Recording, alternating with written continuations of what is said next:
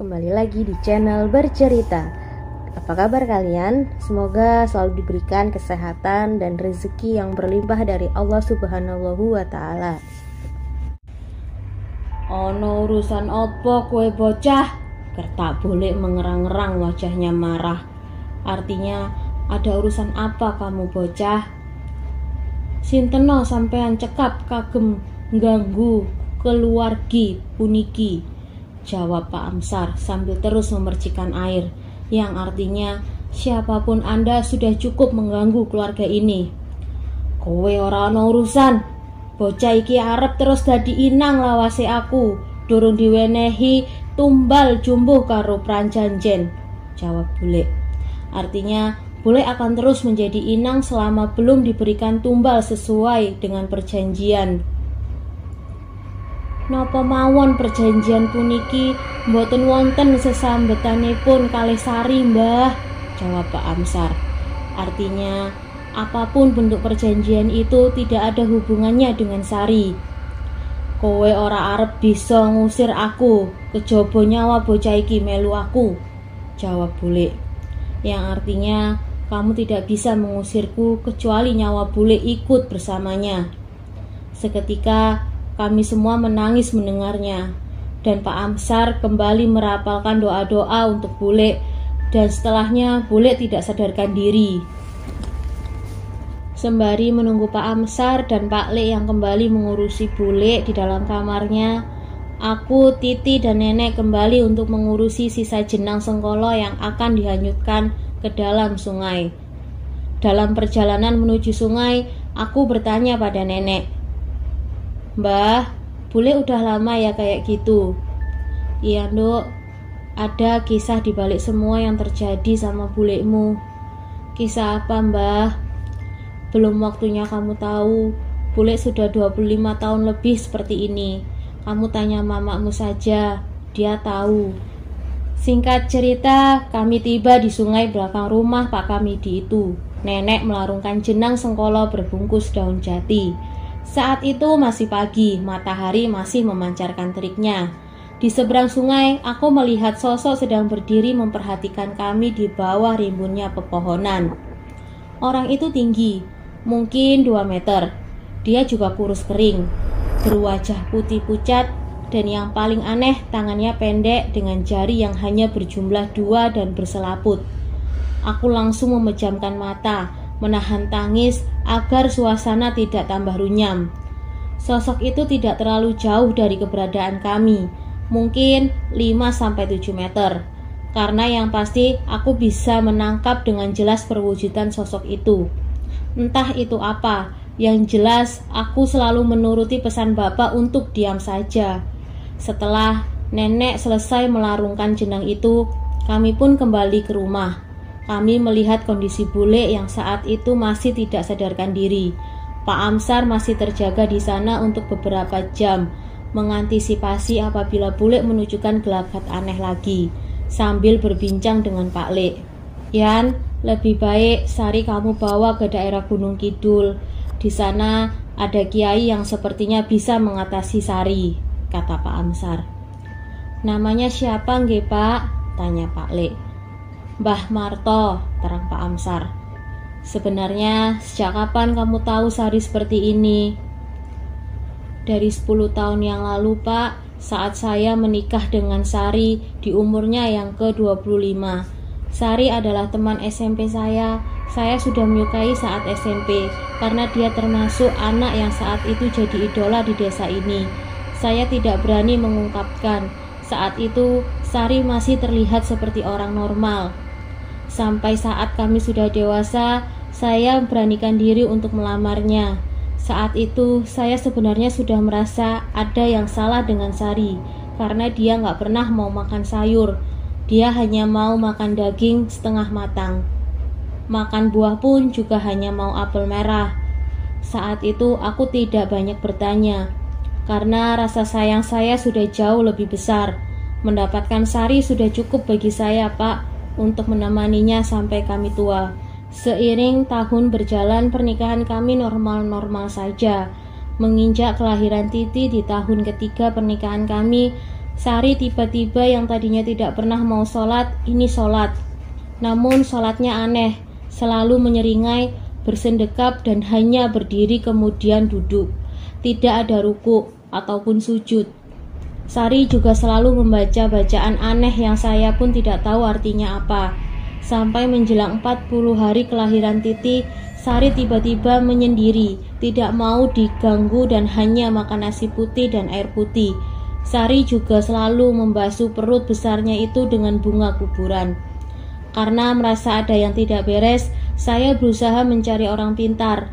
Saat orang pintar itu datang ke rumah, beliau kaget melihat kondisi Sari. Beliau mengatakan bahwa Sari ini jiwanya sudah tidak ada. Sukmanya sudah digantikan dengan sosok peliharaan kakek buyut. Sosok itu sangat kuat, beresiko bagi Sari apabila harus dilakukan ritual di usia kandungannya yang mendekati hari persalinan. Orang pintar itu berpesan pada saya, sembari meninggalkan sebuah jimat yang wajib saya berikan pada anak saya saat ia akan menginjak usia 7 tahun.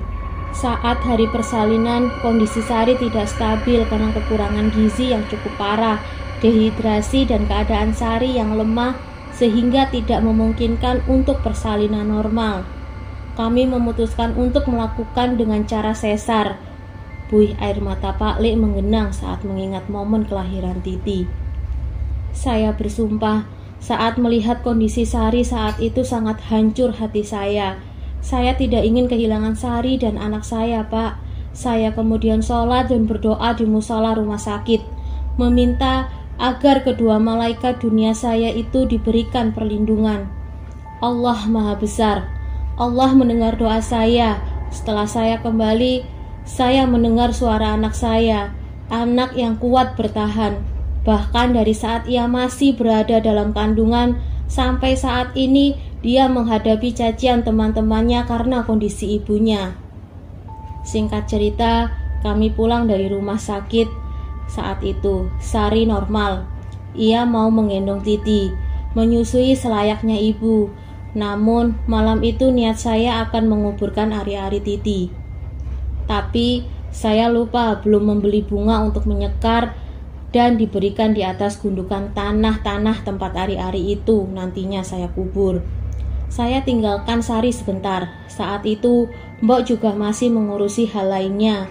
Namun saat saya kembali ke rumah, ari-ari itu sudah tidak ada. Saya bertanya pada Mbok, apa tahu ari-arinya di mana? Mungkin tadi saya lupa, tapi Mbok bilang tidak tahu. Kami pun mencari-cari di mana ari-ari itu. Sampai firasat saya mengatakan mungkin Sari tahu. Meskipun mustahil baginya untuk berjalan di hari ketiga bekas operasi sesarnya. Saya mendekati Sari yang saat itu menggendong Titi dengan berbaring di atas kasur dengan posisi duduk. Dia menyanyikan lagu untuk Titi. Anehnya dengan tembang Jawa, bukan lagu anak pada umumnya. Namun, alangkah terkejutnya saya melihat gigi Sari yang ada bercak berwarna merah. Begitupun kuku di jempolnya yang masih memegang barang seperti usus tetapi tinggal sedikit. Pak Lek mengusap air matanya yang kian berderai. Saya kemudian menangis melihat kondisi Sari yang tidak masuk akal itu. Saya berusaha untuk melepaskan usus kecil itu dari genggaman Sari dengan mencium kepalanya dan mengatakan bahwa ini anak kita, ini buah kita. Pelan-pelan Sari melepaskannya dan dia juga berubah ekspresi serta menangis. Kemudian Titi ku bawa untuk kuserahkan kepada Mbok. Sembari aku menceritakan semuanya, kemudian aku bergegas menuju depan teras untuk mengubur sisa ari-ari Titi. Usus kecil dengan panjang tidak lebih dari 3 cm. Pak Lek mengucap air matanya. Setelah kejadian itu semuanya normal, Pak. Hanya tingkah Sari yang sholat tidak sebagaimana mestinya itu yang setiap hari ia lakukan menjelang maghrib. Selebihnya tidak ada kejadian aneh-aneh lagi. Rumah tangga kami bahagia, penuh dengan tawa. Sampai di malam ulang tahun Titi yang ke-7, saya lupa memberikan jimat itu pada Titi karena saya ketiduran di depan TV. Saat bangun, jam menunjukkan pukul 12 lebih sedikit. Saya terbangun karena suara tangis Titi. Cepat-cepat saya menemui Titi di kamarnya. Saya melihat Sari di sana dengan pisau dapur diletakkan mengiris perut Titi. Sampai sekarang bekasnya pun masih ada. Cepat-cepat aku membacakan ayat suci yang aku bisa untuk menyadarkan Sari. Semenjak itu, sampai hari ini Sari semakin bertingkah tidak wajar. Jelas Pak Lek mengakhiri ceritanya. Pak Amsar pun tercengang mendengar cerita Pak Lek. Aku pun yang diam-diam menguping dengan Titi juga merasa tidak percaya. Ini lebih seperti film horor yang pernah aku tonton dengan Bapak. Titi hanya diam. Menangis pun sepertinya dia sudah tidak bisa. Namun, pernyataan Pak Lek masih belum menjawab ada apa dengan Bule. Asal mula Bule seperti ini, karena Pak Lek menemui Bule saat Bule berumur 25 tahun. Padahal kata nenek, Bule seperti ini sejak ia umur 7 tahun. Karena saat itu juga sudah menjelang sore, Pak Amsar kemudian pamit pulang setelah memastikan keadaan Bule baik-baik saja. Bule saat itu masih tidak sadarkan diri, padahal sudah sekitar 5 jam terhitung. Malam pun kini tiba. Kami memutuskan untuk tidur di depan TV kembali, kecuali Bule, tentu saja yang masih tidak sadarkan diri. Jam menunjukkan pukul 12 dini hari. Aku terbangun, tak kalah mendengar bunyi gagang pintu yang bergerak, seperti ada yang berusaha untuk masuk. Karena sudah ada pengalaman sebelumnya yang tidak enak, aku membangunkan nenek. Kami sepakat untuk tidak membuka pintu, tapi lebih memilih untuk melihat dari balik jendela kecil dekat pintu. Saat nenek melihatnya, nenek tidak menemukan siapapun dan gagang pintu itu kini berhenti. Nenek kemudian kembali untuk tidur.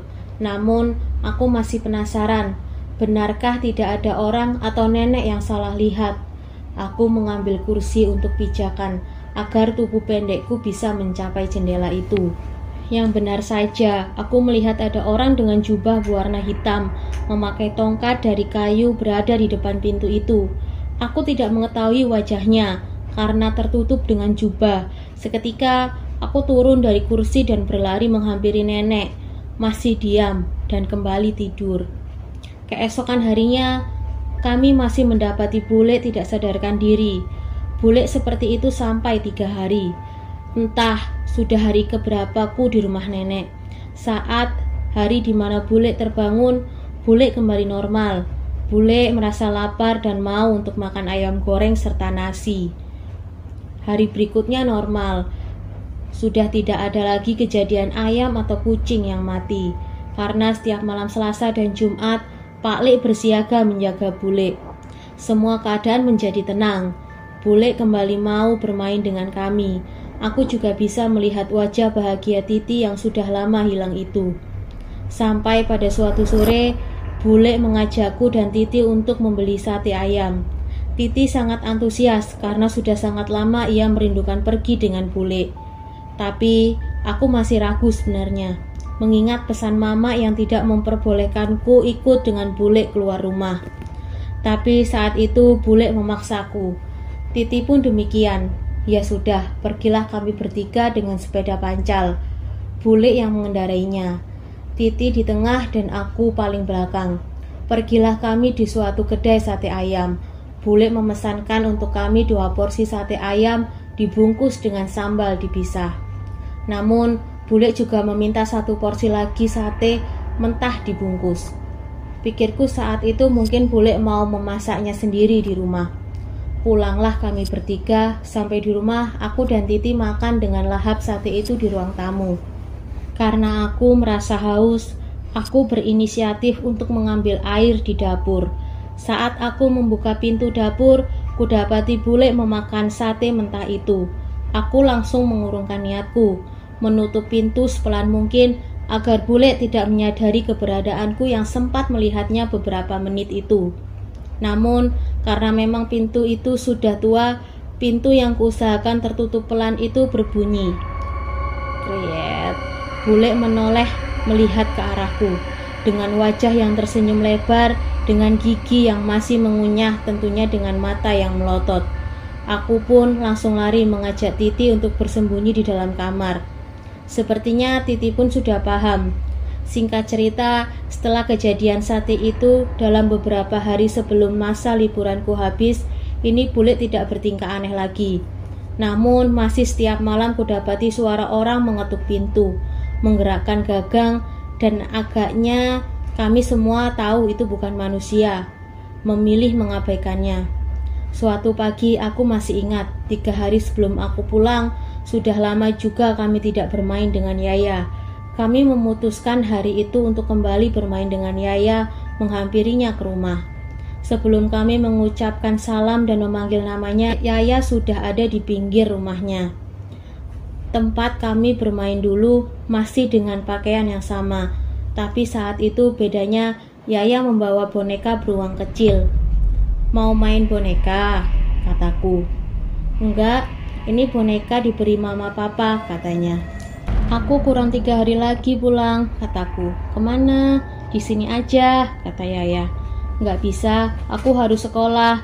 Kamu emang enggak sekolah? Kataku. Enggak boleh sama mama papa, jelas Yaya.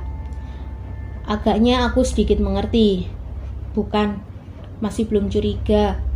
Aku mengerti karena ada beberapa temanku di Madiun yang lebih memilih homeschooling, menghadirkan guru ke rumah. Biasanya orang-orang kaya yang seperti itu. Dan si Yaya ini melihat dari pakaiannya yang bagus dan rumahnya yang besar itu, agaknya dia orang kaya, pikirku saat itu. Oh, homeschooling ya, tebakku. Tidak ada jawaban, dia hanya diam. Tanganmu kenapa dingin sih, Yaya? Protes Titi saat ia berusaha mengajak Yaya mencari daun-daunan untuk bahan masak-masak kami. Nggak apa-apa, rumahku memang dingin, beda dengan rumahmu, jelas Yaya. Percakapan mereka bisa kujangkau dengan indraku. Enak banget, boleh nggak aku main ke dalam rumahmu kapan-kapan pas Galuh udah pulang? Jangan, mama papaku nggak suka. Ya, gerutu Titi. Saat itu kami bermain sampai larut sore. Seperti biasa setelahnya kami pamit. Tapi saat itu aku dan Titi memutuskan untuk putar balik, melewati sungai, mencari jenang nenek saat itu, tersangkut atau tidak. Kami mengitari sungai. Kembali aku lihat di seberang sungai itu, sosok yang sama, tempat yang sama, si badan panjang dengan tangan mini itu memandangi kami. Aku buru-buru mengendeng tangan Titi untuk berlari. Aku pastikan Titi tidak melihatnya, karena dia justru tertawa-tawa saat aku ajak lari. Sepertinya dia cengengesan karena senang aku ajak lari, padahal aku sedang ketakutan saat itu. Singkat cerita, kami berhasil menyusuri sungai itu. Tibalah kami di samping kebun tela yang dipenuhi ilalang setinggi 1 meteran itu. Kami pun ngos-ngosan saat itu karena berlari dengan sekuat tenaga. Hahaha, kamu tuh mau ngajak balapan malah gandeng aku, gimana sih? Celoteh Titi. Diam deh, kataku yang masih ngos-ngosan mengatur nafas. Ini jam berapa ya, Ti? Tanyaku. Entah, tapi aku udah denger azan asar tadi. Jam 4:30 mungkin, jawabnya enteng sembari membersihkan kakinya dari daun-daun yang menempel. Jantungku kembali berdegup kencang mengingat kurang 30 menit lagi jam 5. Jam di mana Mama berpesan agar aku berada di rumah. Bagi Titi yang tidak sensitif mungkin ini biasa, tapi bagiku berbeda. Memang di jam-jam menjelang maghrib selalu ada saja hal-hal aneh yang aku lihat. Ya udah, ayo cepet pulang, sembari kuraih tangan Titi. Kali ini kami berjalan karena sudah habis tenaga kami untuk lari-larian tadi. Saat kami menyusuri kebun itu, kami mendengar suara kresek-kresek. Suara itu seperti seseorang sedang memasukkan sesuatu ke dalam kresek. Itu suara apa ya? Kataku. Burung kali, kan banyak burung di sini, jawab Titi. Kamu tunggu di sini sebentar ya. Mau kemana? Aku ikut. Titi pun mengikutiku. Saat aku membuka ilalang itu, kudapati seorang pria berumuran kurang lebih seperti Pak Le. Orang itu memakai kaos oblong dengan wajah yang pucat, memegangi kresek berwarna hitam. Ada apa, Nduk? Cari apa? Katanya. Ah, enggak, Pak. Saya kira siapa? Kataku lega. Emang kamu kira siapa? Sambil tersenyum. Innalillahi, kepalanya terputus dari badannya, terjatuh di ilalang itu. Masih dengan senyum, Badannya kemudian meraba-raba mencari kepalanya, kemudian dimasukkan ke dalam kresek. Tanpa pinggir panjang, aku langsung lari, menangis, berteriak sampai di rumah. Nenek menenangkan kami, aku hanya diam. Namun, Titi menceritakan ke nenek. Nenek pun menasihati kami agar tidak bermain di kebun itu. Aku semakin kaget saat Titi mengatakan padaku satu kalimat. "Itu ayah Yaya," katanya sembari menangis. "Aku lihat dia. Itu ayah Yaya yang aku lihat saat pertama kali kita ketemu." Ia menyelesaikan kalimatnya. Tubuhku gemetar, membayangkan itu ayah Yaya. Berarti selama ini Yaya bukan manusia. Berarti selama ini kami bermain dengan hantu. Aku berani bersumpah saat menulis ini pun bulu kuduku masih merinding. Tepat setelah itu aku demam, dan Pak Lek menelpon bapak mamaku untuk menjemputku. Karena menurut Pak Lek setiap malam aku selalu meracau memanggil-manggil mama. Saat kutanya Pak Lek, apakah mama bapak sering menanyakan kabarku saat aku di sini? Pak Lek menjawab, bahkan setiap hari bapak mama menelpon Pak Lek, khawatir dengan keadaanku. Tapi Pak Lek hanya menjawab tidak terjadi apapun. Alih-alih jujur dengan keadaan sebenarnya, karena Pak Lek kasihan dengan Titi kalau aku tinggal sendirian. Singkat cerita, bapak mama menjemputku. Pak Lek baru menceritakan segala kejadian yang kualami selama kurang lebih 20 hari di sini. Cukup dengan cerita Pak Lek, mama semakin terburu-buru membawaku pulang ke Madiun, meninggalkan Titi yang menangis saat ku tinggal pulang. Setelah menempuh beberapa jam perjalanan, kami tiba di Madiun. Mama masih menangis tak tentu arah, dan ku dengar percakapan mama dan bapak saat itu. "Pak, coba undang Arif ke sini," kata mama. Arif itu merupakan warga desa kami yang mempunyai indera keenam, bukan dukun atau kiai. Sore itu bapak langsung bergegas menemui Mas Arif, memintanya datang ke rumah. Mama khawatir jika terjadi hal di luar masuk akal padaku, dengan beberapa kejadian yang kualami belakangan ini. Demamku pun juga terlihat aneh, sudah diminumi obat tetapi juga tidak kunjung reda. Aku pun merasakan setiap kali mataku terpejam, seseorang memanggil-manggil namaku, dan yang pasti itu bukan manusia. Aku menceritakan semuanya pada mama. Oleh karena itulah alasan Mas Arif dimintai tolong oleh bapak. Bukan berarti kami tak percaya kekuatan selain Allah. Cuma karena sakitku ini bukan sakit biasa, maka kedua orang tuaku berusaha dengan cara lain untuk menemukan obat untukku, karena obat medis sudah tidak mempan. Bukankah manusia itu harus berikhtiar? Singkat cerita, Mas Arif datang dan langsung menemuiku. Mas Arif langsung memegang tanganku, memejamkan matanya. Kemudian tangannya berpindah ke kepalaku, masih memejamkan matanya. Bapak dan mama terlihat was-was di ujung pintu. Kemudian Mas Arif meminta bapak untuk diambilkan gula batu berwarna putih dengan segelas air. Bapak pun mengambilkannya di dapur. Diberikannya bahan-bahan yang diminta Mas Arif dan dibacakan doa olehnya. Setelah Mas Arif selesai membacakan doa, aku pun disuruh meminum air itu. Setengahnya dipercik-percikkan ke sekujur badanku. Setelahnya Mas Arif berbincang dengan kedua orang tuaku di depan pintu. Aku masih bisa mendengarnya dengan jelas. "Pak, ini Galuh aman, gak ada yang ikut," kata Mas Arif. "Tapi kenapa Mas? Demamnya gak turun-turun?" tanya mama. "Jadi begini Bu, Galuh itu dari kecil paling dekat dengan kakeknya ya?" tanya Mas Arif. "Kakek yang dimaksud di sini adalah kakek dari bapak. Kakekku di Madiun, ayah dari bapak. Karena bapak mama punya toko di kota, mengharuskanku untuk tinggal di rumah bersama kakek nenek. Saat malam hari saja aku bertemu kedua orang tuaku. Kakek nenek Madionku sudah wafat saat aku masih berumur 5 tahun. Kakek meninggal lebih dulu dan nenek menyusul 6 bulan setelahnya." "Iya Mas Arif, deket banget, gak pernah mau lepas. Cucu kesayangannya soalnya." "Ada apa Mas emangnya?" jelas bapak. Mas Arif mengulas senyum di wajahnya. "Pantes Pak, Galuh ini punya penjaga yang kuat. Kayaknya dikasih langsung turun-temurun dari kakeknya. Demamnya Galuh ini ada sangkutannya dengan penjaganya itu. Selama Galuh Bengawi, Galuh kan mengalami beberapa kejadian tak kasat mata. Galuh sedikit bandel anaknya, terlalu penasaran. Banyak makhluk yang tertarik untuk mengganggu dia, sampai membuat penjaganya menjaga Galuh lebih ekstra. Galuh kedepannya akan terus kayak gini, Pak. Karena dia itu anaknya memang sudah bakat dari lahir, sensitif dengan hal-hal seperti itu. Dia akan terus gampang melihat hal-hal gaib. Ditambah dia punya penjaga yang ekstra ketat. Akan banyak makhluk dari dunia lain yang tidak menyukainya. Namun, enggan untuk mendekat atau melukai Galuh karena istilahnya apa ya? Penjaganya itu udah berumur ratusan tahun, turun-temurun dari silsilah keluarga bapak. Jadi kedepannya saran saya Galuh lebih diberikan pengertian tentang ini. Karena kalau dia terus-terusan penasaran dan mencoba mendekati mereka, Galuh akan gampang sakit kayak gini, Pak, terang Mas Arif.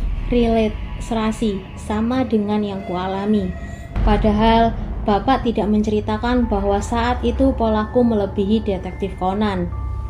Mas Arif, sekalian saya mau tanya, Mas Arif bisa nggak lihat dari sini apa yang terjadi sama buliknya Galuh pas itu? Tanya Mama. Sedikit banyak saya tahu, Bu, papar Mas Arif. Kenapa, Mas? Kenapa adik saya bisa makan hewan hidup-hidup? Tanya Mama dengan suaranya. Saya tidak tahu pastinya, Bu, yang ikut adik ibu itu siapa dan dari mana asalnya. Tapi saya yakin ibu lebih tahu cerita ini. Yang perlu saya sampaikan hanya adik ibu saat ini jiwanya sudah menjadi jaminan makhluk itu. Adik ibu merelakan jiwanya sendiri buat melindungi anaknya. Seharusnya jin itu sudah berpindah ke anaknya saat usia dia 7 tahun. Dengan meminum darah dari anak itu. Namun saat kejadian itu, di dimensi lain jiwa adik ibu memberontak. Dia melawan dengan sisa energi yang dia punya agar jin itu tidak membawa anaknya. Dan akhirnya jin itu kini memegang kendali jiwa adik ibu. Maaf ibu, bisa saya katakan saat ini adik ibu seperti mayat hidup. Jiwanya sudah tidak ada lagi di sana. Sesekali dia akan sadar, tapi hampir 80% saat ini sudah tidak dia lagi. Untuk mengeluarkannya pun susah, Bu, karena perjanjian ini sudah bukan lagi dengan arwah atau setan, tapi sudah dengan jin hitam. Dan hanya taruhan nyawa, Bu, jalannya. Maaf jika saya berkata seperti ini. Satu-satunya cara agar adik ibu bisa bebas dengan melahirkan anak lagi. Sampai genap ia berusia 7 tahun, anak itu akan menjadi tumbal, dan sampai saat itu adik ibu baru bisa terbebas dari jin itu. Mama tidak bisa berkata apa-apa lagi.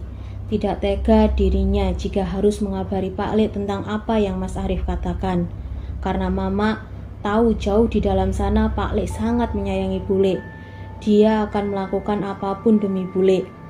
Singkat cerita, aku menjalani kehidupanku di Madiun seperti biasa. Sekolah, bertemu teman-teman manusia, juga bertemu mereka yang tak kasat mata. Sudah seminggu aku di Madiun. Kangen juga dengan Titi yang setiap hari menghabiskan waktunya denganku bermain sepuasnya. Mengalami hal-hal aneh berdua. Sampai suatu hari aku merengek pada bapak untuk diteleponkan Pak Le. Aku ingin bicara dengan Titi. Bapak pun mengiyakan permintaanku. Mengeluarkan HP-nya untuk menghubungi Pak Le jam 7 malam. Halo, Assalamualaikum. Gimana Yan kabarnya? Tanya bapak. Waalaikumsalam. Alhamdulillah Mas, sehat. Mas gimana? Tanya Pak Le di seberang sana. Alhamdulillah. Sari gimana Yan? Ini Mas, ada kabar aneh lagi dari Sari. Baru kejadian kemarin malam, jelas Pak Le. Buru-buru aku mendekat memasang telingaku sebaik mungkin agar tidak terlewatkan satu kata pun kalimat Pak Le. Innalillahi, kabar apa lagi? Resah bapak. Mendengar bapak berucap seperti itu, buru-buru Mama juga menghampiri bapak untuk mendengarkan cerita Pak Le. Jadi gini Mas, udah lama Sari itu gak bertingkah aneh-aneh. Udah sedikit banyak kembali kayak dulu lagi. Ya kan aku tenang Thomas. Aku tinggal kerja, aku tinggal cangkruk pas malam. Soalnya udah lama juga aku nggak kumpul sama tetangga.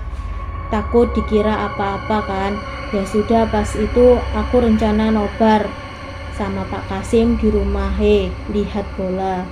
Malam itu jam 8. Aku udah pamit Mbok, Sari sama Titi. Belum ada mas, aku tinggal 2 jam. Mbok nangis-nangis ngampirin aku di rumah Pak Kasim. Katanya aku disuruh pulang. Ya wes, aku pulang toh. Di perjalanan aku tanya Mbok, ada apa? Karena Mbok gak mau cerita pas di rumah Pak Kasim. Kata Mbok, Sari gak ada di rumah. Padahal tadi pamit buat tidur pas aku berangkat. Lah aku tanya, emang ada pintu yang kebuka atau enggak? Kata Mbok, pintu samping ruang keluarga kebuka. Pas itu Mbok sama Titi di dapur lagi buatin jelly kesukaan Titi. Terus Mbok mau nawarin Sari ceritanya. Balik dia ke ruang keluarga, pintunya kebuka. Terus firasat Mbok gak enak. Benar aja, dicari Sari di kamar gak ada. Dicari juga di sekeliling rumah gak ada. Ya wis mas, akhirnya aku minta tolong Pak Kamidi buat bantu cari Sari lagi. Aku cariin di punden, sungai, sampai ke rel kereta api tempat aku nemuin Sari dulu. Nihil mas. Akhirnya aku nemuin petunjuk. Pas itu Sari pakai jaket. Aku nemuin jaket Sari jatuh di sekitar pasar. Dimana pasar itu jauh mas letaknya dari rumah. Udah mau deket ke jalan raya. Aku udah ada feeling, apa Sari ke jalan raya ya? Aku udah nangis mas itu. Udah gak sanggup bayangin kalau apa-apa terjadi sama Sari. Aku langsung naik motor sama Pak Kamidi mas ke jalan raya. Pas aku sampai sana, aku lihat segerombolan warga lagi liatin sesuatu di pinggir jalan. Aku udah keringet dingin. Aku takut Sari gak ada mas. Pak Le menangis lagi. Belum selesai dia menceritakan. Sari kenapa Yan? Mama menginterupsi pembicaraan. Ternyata benar feelingku itu Sari mbak. Tapi alhamdulillah Sari gak kenapa-napa, gak terluka sama sekali. Terus aku tanya ke bapak becak yang mangkal di sana. Dia tahu alurnya sampai dia yang nolongin Sari mbak. Kata bapak itu, bapak pas mau beli kopi di warung dekat jalanan sawah dekat jalan raya itu, bapak lihat ada cewek lari gak pakai sendal. Matanya melotot, tapi senyum menyeringai, tidak kedip sama sekali. Perasaan bapak pas itu udah mengatakan ini anak pasti mau lari ke jalan raya. Mbak tahu sendiri itu jalur bis, jalur besar yang kendaraannya rame. Pas itu bapak becak itu udah bersiap mencegah Sari mbak. Tapi posisi bapak itu gak sampai tangannya menangkap Sari. Akhirnya Sari lolos, keluar dari gapura. Sari tiba-tiba diam, mematung. Kemudian dia jalan meloncat seperti pocong, dengan tangan sedekap, mata melotot dan wajah yang menyeringai. Dia menyeberang ke tengah-tengah jalan, menyetop semua bus yang lewat dengan jari telunjuk yang menunjuk ke atas. Entah apa maksudnya. Akhirnya busnya berhenti mbak setelah ada anak remaja, sepertinya dia indigo. Dia teriak-teriak untuk memberhentikan busnya pada supir, karena jika tidak bus itu menabrak Sari. Bukan Sari yang mati mbak, tapi seluruh penumpang bus itu yang akan kecelakaan. Innalillahi. Sari, terus gimana Yan sekarang Sari? Baik-baik aja? Tanya mama. Enggak apa-apa mbak, kemarin Pak Amsar kesini lagi buat ngobatin Sari lagi. Titi gimana? Tanya mama.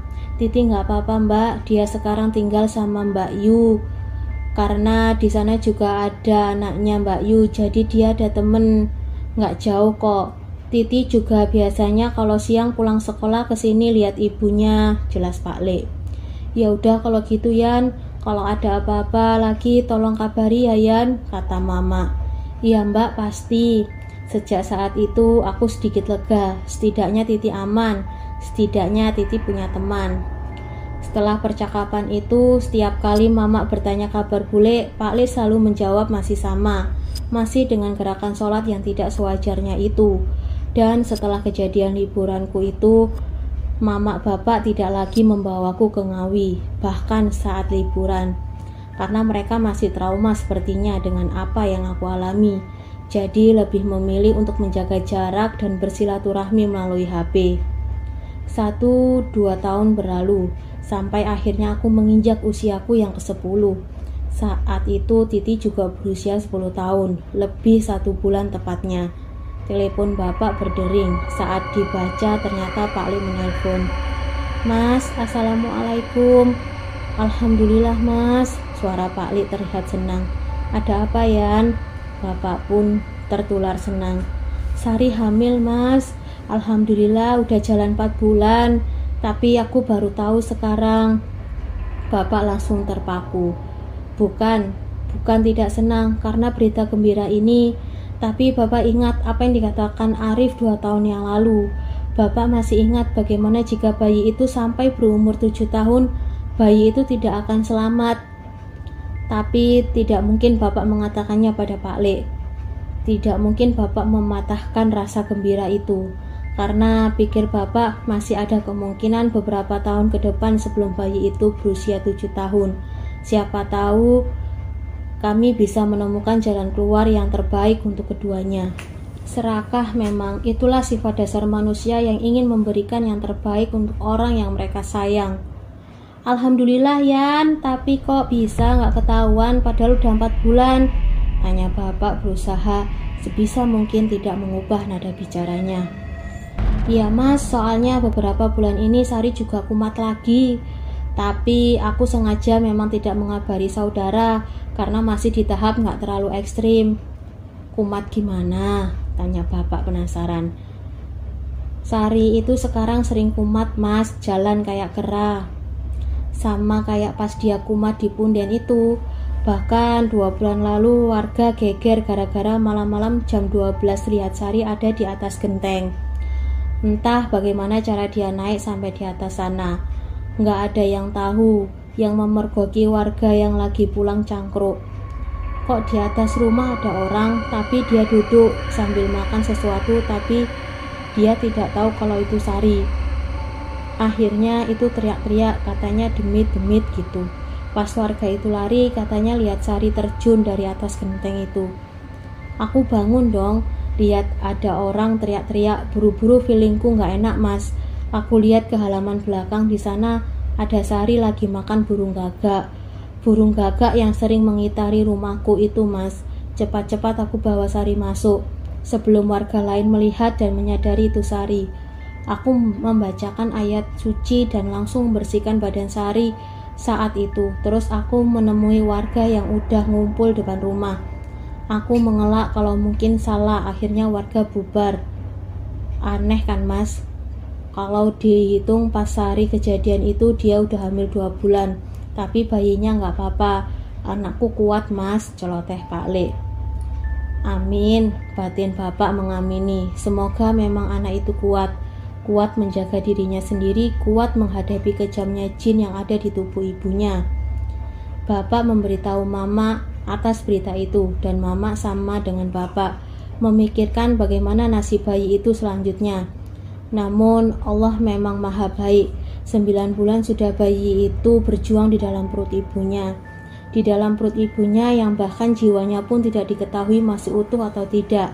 Anak itu berjuang sendirian dengan keadaan bule yang susah sekali untuk makan selayaknya manusia, dengan kondisi bule yang selalu memberontak jika dibawa ke rumah sakit.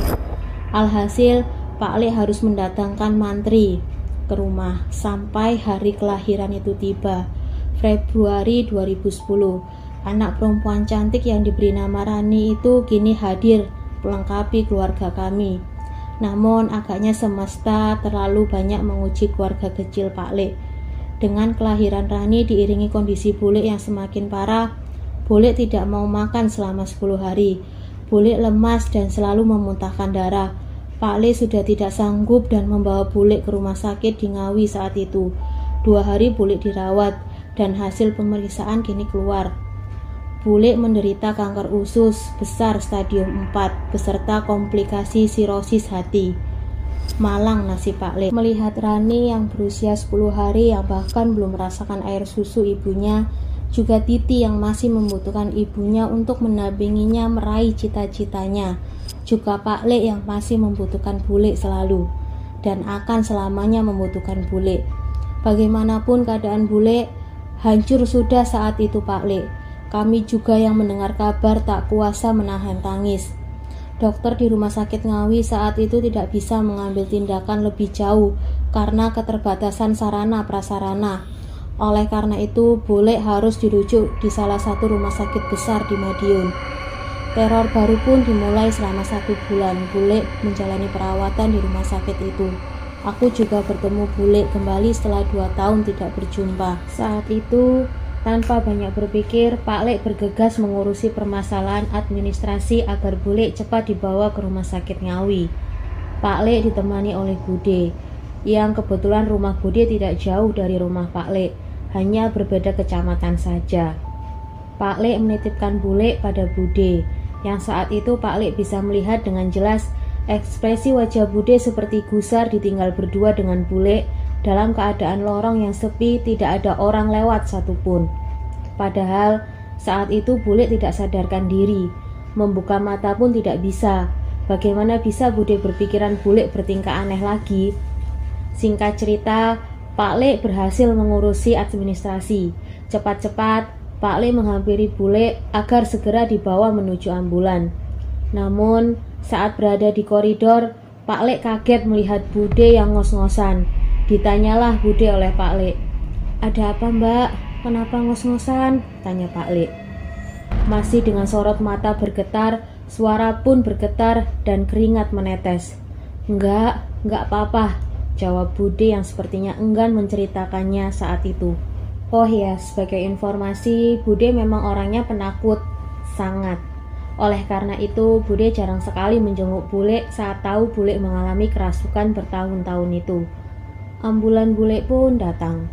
Bule dimasukkan ke dalamnya, ditemani Pak Le dan Bude. Untuk kalian yang menanyakan Titi, Pak Le masih belum tega untuk membawa Titi melihat kondisi ibunya. Titi dititipkan ke Mbak Yu, Pak Le, dan nenek di rumah. Saat perjalanan, Pak Le dan Bule selalu merapalkan doa. Namun karena Pak Le gelisah, Pak Le mencoba untuk mengusir rasa gelisah itu dengan tengok kanan, tengok kiri, berusaha mencari pemandangan lain. Saat Pak Le menengok ke depan, Pak Le melihat sopir itu matanya melihat ke cermin spion dalam mobil. Sepertinya ia melihat sesuatu. Pak Le sudah bisa menebak. Tidak sekali 2 kali sopir itu melihat ke arah spion dalam itu. Apalagi sesekali sopir melakukan pengereman mendadak seperti orang yang tidak fokus. Sudah pasti sopir ini melihat sesuatu. Pak Le yakin itu, dan bertekad menanyainya saat nanti ambulan tiba di tempat tujuan. 1 jam perjalanan, akhirnya tibalah mereka di salah satu rumah sakit besar di Madiun. Cepat-cepat Pak sopir itu membuka pintu belakang ambulan. Masih Pak Le perhatikan mimik wajah sopir itu seperti ngos-ngosan, celingak-celinguk memeriksa keadaan sekitar mobil ambulan. Petugas kesehatan IGD saat itu buru-buru membawa masuk ke dalam, ditemani Bude. "Le, nggak masuk?" tanya Bude ke Pak Le yang saat itu memilih tinggal sebentar di luar. Selebihnya kisah ini akan kita bahas di part selanjutnya. Jangan lupa like, komen, dan subscribe. Terima kasih.